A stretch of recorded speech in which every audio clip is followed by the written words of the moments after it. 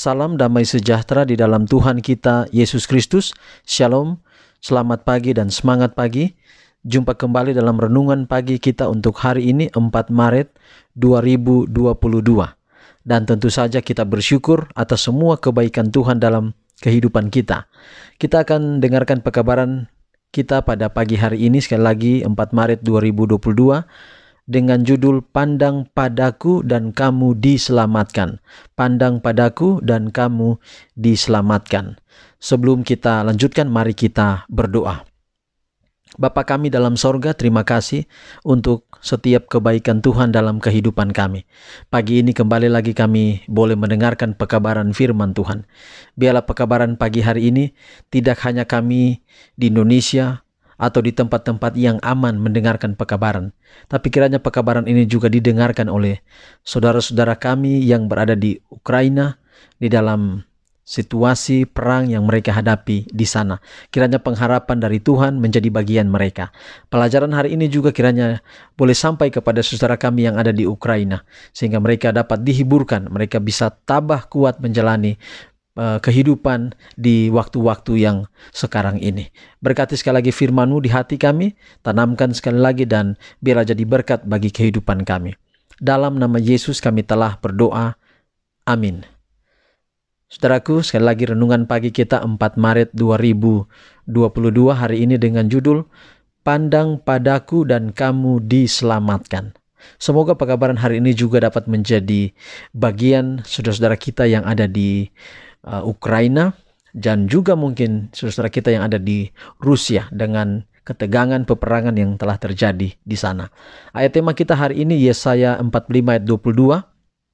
Berpalinglah kepadaku dan biarkanlah dirimu diselamatkan, hai ujung-ujung bumi, sebab akulah Allah dan tidak ada yang lain. Sekali lagi, Yesaya 45 ayat 22, berpalinglah kepadaku dan biarkanlah dirimu diselamatkan, hai ujung-ujung bumi, sebab akulah Allah dan tidak ada yang lain. Saudaraku, luar biasa janji kepada kita sampai kepada ujung-ujung bumi. Kalau bilang ujung-ujung bumi, walaupun bumi ini bulat, artinya bahwa keseluruhan bumi.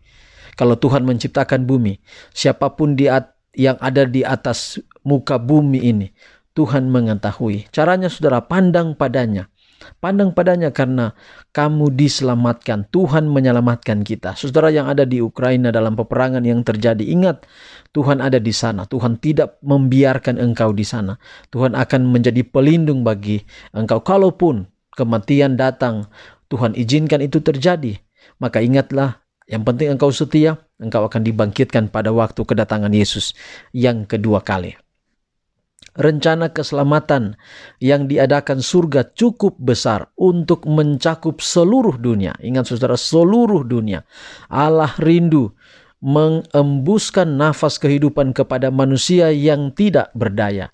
Dan Ia tidak akan membiarkan kecewa setiap jiwa mereka yang bersungguh-sungguh dalam kerinduannya terhadap sesuatu, terhadap yang lebih tinggi dan lebih mulia daripada apa saja yang dunia dapat berikan. Secara tetap, Ia menyuruh malaikat-malaikatnya kepada kita, kepada mereka yang sementara dikelilingi oleh keadaan-keadaan yang paling mengecewakan. Mungkin saudara kita di Ukraina terhimpit oleh peperangan ini. Mungkin seperti kecewa di mana Tuhan berada. Dan peristiwa itu telah pernah terjadi bagi orang-orang Israel ketika Babylon datang menyerbu tempat mereka, kota mereka, rumah mereka. Mereka berkata, di mana Tuhan saat ini? Saudara, bukan berarti ketika situasi ini Tuhan tidak ada. Tuhan ada. Dia menyaksikan umat-umat dalam penderitaan dan Dia tidak tega membiarkan. Dia menyediakan keselamatan. Apakah keselamatan secara fisik saat ini? Atau keselamatan ketika Tuhan datang pada kali yang kedua. Dia akan ada di mana-mana kita berada. Dia tidak akan mengecewakan. Dia akan menerima doa dengan iman, mencari kuasa yang lebih tinggi daripada diri mereka sendiri, sehingga mereka dimiliki oleh kuasa itu dan yang mendatangkan kelepasan serta damai. Dengan berbagai macam cara Allah akan menyatakan dirinya sendiri kepada mereka dan akan menempatkan mereka dekat dengan jaminan-jaminan yang akan memantapkan keyakinan mereka pada Dia yang telah menyerahkan dirinya sendiri menjadi penebus untuk semua manusia. Supaya mereka menaruh kepercayaan kepada Allah dan tidak melupakan perbuatan-perbuatan Allah, tetapi memegang perintah-perintahnya. Dalam kehidupan ini, kita baru saja mulai mengerti tema ajaib penebusan. Dengan pengertian yang terbatas, kita boleh memikirkan dengan sangat bersungguh-sungguh kehinaan dan kemuliaan, kehidupan dan kematian, keadilan dan belas kasihan yang bertemu di kayu salib. Namun, walaupun kita menggunakan kuasa pikiran kita sekuat tenaga, kita akan gagal untuk menangkap arti sepenuhnya. Panjang dan lebarnya, dalam dan tingginya kasih yang menebus itu hanya dimengerti dengan samar-samar. Rencana penebusan tidak akan dimengerti sepenuhnya, meskipun pada waktu umat yang ditebus itu melihat sebagaimana mereka dilihat dan mengetahui sebagaimana mereka diketahui. Tetapi sepanjang zaman kekekalan, kebenaran baru akan dibukakan terus-menerus kepada pikiran yang penuh dengan kekaguman dan kesukaan. Meskipun kedukaan, kesakitan dan pencobaan dunia telah berakhir dan penyebabnya telah dibuangkan,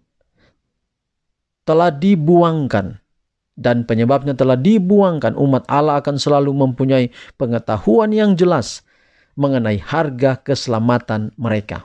Nyaris menjadi umat Tuhan, namun belum menjadi umat Tuhan yang sempurna, yang tampaknya mereka dekat kepada kerajaan sorga, namun mereka tidak dapat masuk ke sana. Hampir selamat tetapi tidak sepenuhnya selamat, berarti nyaris saja namun hilang sama sekali. Tidak boleh saudara kita nyaris umat Tuhan atau nyaris masuk surga. Tidak boleh. Kalau nyaris umat Tuhan, nyaris masuk surga, artinya kita tidak menjadi orang Kristen yang benar-benar Kristen. Kita mengaku Kristen, tapi kita tidak percaya pada Yesus dengan janji-janjinya. Nyaris masuk surga itu berarti kita tidak masuk dalam kerajaan surga. Kita harus pastikan kita akan ada di dalam kerajaannya. Situasi seperti yang terjadi di Ukraina. Kalau melihat tanda-tanda kedatangan Yesus, itu akan terjadi. Bukan cuma di Ukraina, mungkin saja bisa terjadi di negara kita. Peperangan, mungkin ada negara yang perangi kita. Itu akan terjadi karena itu bagian dari tanda-tanda kedatangan Yesus. Kalau kita berdoa semuanya itu tidak terjadi, seperti virus corona itu tidak terjadi dan tidak akan ada terjadi lagi, maka tanda-tanda kedatangan Yesus sudah tidak terjadi. Tidak akan datang Yesus kalau tanda-tandanya tidak terjadi. Maka saudara, sama seperti mendung, itu berarti tanda mau hujan. Jika kita melihat peperangan, kita melihat penyakit sampar, maka itu berarti Yesus tidak lama lagi akan datang. Sebagai panggilan kepada kita hari ini, kiranya kita boleh setia kepada Tuhan, pelihara kesetiaan kita kepadanya, dan biarlah kiranya waktu Dia datang pada kali yang kedua, kita boleh diselamatkan bagi kerajaannya. Tuhan kiranya memberkati kita di pagi ini dan menolong kita, menguatkan kita, membuat kita tetap berpegang padanya, setia sampai Maranatha. Mari kita akhiri pekabaran hari ini di dalam doa. Mari kita berdoa. Bapa kami dalam kerajaan sorga, Allah yang mengasihi kami, cinta-Mu tak terbatas dalam kehidupan kami. Kami bersyukur untuk semua kebaikan-Mu dalam kehidupan kami. Itulah sebabnya di pagi ini ketika kami bangun, kami mendahului dengan mendengarkan pekabaran firman Tuhan. Biarlah pekabaran firman-Mu boleh menjadi berkat dalam hidup kami. Khusus bagi saudara-saudara kami yang terhimpit peperangan di Ukraina. Tuhan hadir dengan firman pada saat ini. Kami yang ada di Indonesia, kami yang ada di tempat-tempat yang aman, kami diajar untuk membagi sebanyak mungkin pekabaran ini kepada setiap orang, agar supaya hari ini banyak orang dimenangkan dan boleh disediakan bagi kerajaan-Mu. Kalau kami pandang padamu Tuhan, janji-Mu kami akan diselamatkan. Hari ini kami bekerja, apa saja yang kami jumpai di tangan kami untuk dikerjakan kiranya selalu berhasil. Tuhan berkati kami pribadi, suami, istri, anak-anak kami, rumah tangga kami. Tuhan berkati keluarga kami, berkati setiap usulan doa yang sakit, yang berhari ulang tahun, yang berduka. Tuhan berkati dalam berbagai cara. Yang sakit Tuhan sembuhkan, yang berduka Tuhan hiburkan, yang bersuka cita tambahkan kebahagiaan mereka. Biarlah ketika kami menghadapi semuanya, kami tidak lupa bahwa Tuhan ada di balik semuanya. Tuhan tidak pernah merancangkan kematian, Tuhan tidak pernah merancangkan duka cita, tapi Tuhan izinkan semua terjadi karena Tuhan punya obat.